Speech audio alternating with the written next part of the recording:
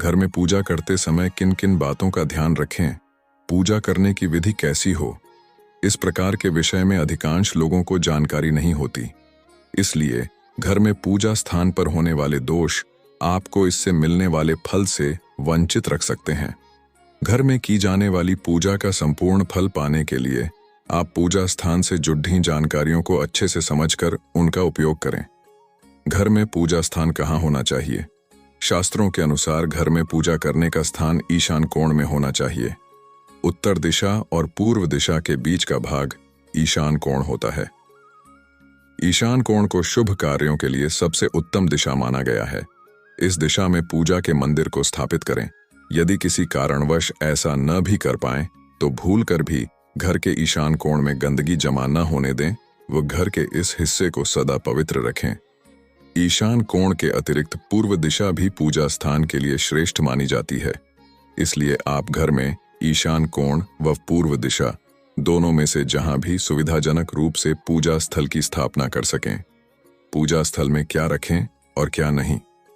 पूजा स्थल में कौन कौन सी वस्तुएं शुभ और अशुभ होती हैं, जिससे इन्हें तुरंत पूजा स्थल से हटा दिया जाए।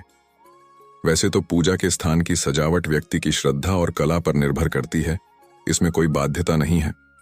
पूजा स्थल में कौन कौन से देव व देवी की प्रतिमा लगानी है वो भी व्यक्ति की देवों के प्रति श्रद्धा और विश्वास पर निर्भर करता है।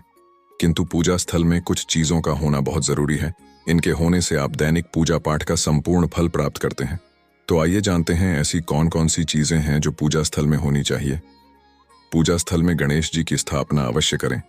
इसके लिए एक सुपारी पर लाल धागे मौली को लपेट लें और कुमकुम से तिलक कर एक कटोरी में थोड़े चावल रखकर स्थापित करें। पूजा स्थल में एक कोने में बंद पात्र में गंगा जल अवश्य रखना चाहिए। एक तांबे के छोटे से लोटे में जल को पूजा स्थल में अवश्य रखना चाहिए। प्रतिदिन इस पात्र का जल बदलना चाहिए व पुराने जल को पीपल के पेड़ या तुलसी के पौधे में डाल सकते हैं। पूजा के स्थान में एक देव की सिर्फ एक ही प्रतिमा रखें। यदि आपके पास एक देव की एक से अधिक प्रतिमा पूजा स्थल में है तो उन्हें घर में कहीं भी दीवार आदि पर लगा सकते हैं, किंतु पूजा स्थल में एक देव की एक ही प्रतिमा रखें। घर में पूजा के स्थान पर कभी भी बड्ढी मूर्तियां नहीं रखनी चाहिए। बड्ढी मूर्तियों में प्राण प्रतिष्ठा होना अनिवार्य हो जाता है, इसलिए बड्ढी मूर्तियां मंदिर के लिए ही उचित हैं। पूजा स्थल में छोटी मूर्ति रख सकते हैं। पूजा करने के स्थान पर भूलकर भी अपने पितृदेव, स्वर्गीय माता पिता या गुरु की फोटो न लगाएं। उनका स्थान अलग रखें। पूजा स्थल में कूड़ा कचरा एकत्रित न होने दें। प्रतिदिन अगर आप पूजा घर की सफाई करें, मूर्ति की स्थापना की हुई है तो ध्यान दें, मूर्ति का कोई भी हिस्सा खंडित नहीं होना चाहिए। मूर्ति खंडित होने पर तुरंत उसे वहां से हटा दें।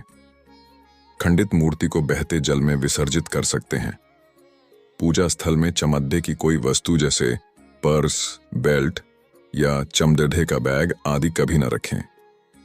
पूजा के समय यदि संभव हो तो शुद्ध देसी गाय के घी का प्रयोग करें।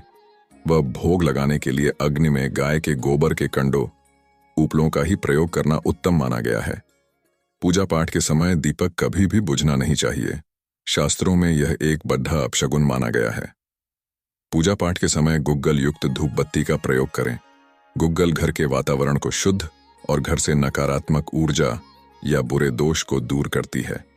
रात्रि को सोते समय पूजा स्थल को लाल पर्दे द्वारा ढक दें व सुबह होने पर पर्दे को हटा दें।